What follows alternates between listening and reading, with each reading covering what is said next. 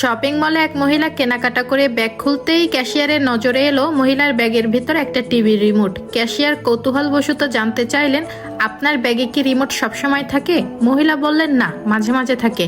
আজ আমার স্বামী ক্রিকেট ফাইনাল দেখবে বলে আমার সাথে শপিং এ এলো না, তাকে জব্দ করার জন্য এই কাজটা আমি করেছি, সে যেন আজকে ক্রিকেট খেলা দেখতে না পারে। ক্যাশিয়ার হেসেই কার্ডটা ফেরত দিতে গেলে মহিলা বলল, এটা কি হলো? তখন ক্যাশিয়ার বলল, আপনার স্বামী কার্ডটি ব্লক করে দিয়েছে। তারপর মহিলা কার্ডটি সোয়াইপ করলেন এবং সোয়াইপ মেশিন জানালো, enter the pin number that we send your mobile. এরপর ওই মহিলা তার ব্যাগ থেকে স্বামীর ফোনটা বের করলেন। ফোনটা সে সাথে করেই নিয়ে এসেছিল যাতে করে স্বামীকে ফোন দিয়ে ডিস্টার্ব করা না লাগে। অবশেষে মহিলা শপিং সেরে বাসায় আসলেন। বাসায় আসার পর দেখলেন দরজা তালা মারা এবং তার উপরে ছোট করে একটা চিরকুট লিখে গিয়েছেন তার স্বামী। চিরকুটে লেখা ছিল, আমি গাড়ি নিয়ে বন্ধুর বাসায় খেলা দেখতে যাচ্ছি, বাসায় আসতে লেট হবে, দরজার সামনেই শুয়ে পড়ো। তারপর ওই মহিলা ডুপ্লিকেট চাবি দিয়ে ঘরে প্রবেশ করে রাতের খাওয়া দাওয়া সেরে ঘুমিয়ে পড়লেন। খেলা দেখে তার স্বামী রাতে বাসায় ফিরলেন। বাসায় এসে দেখলো দরজা ভেতর থেকে লক করা আর দরজার সামনে লেখা ছিল, আজকের রাতটা গাড়িতেই ঘুমিয়ে নিও, আর কলিং বেল বাজিও না, এতে কোনো লাভ হবে না, কলিং বেলের তার আমি খুলে রেখেছি,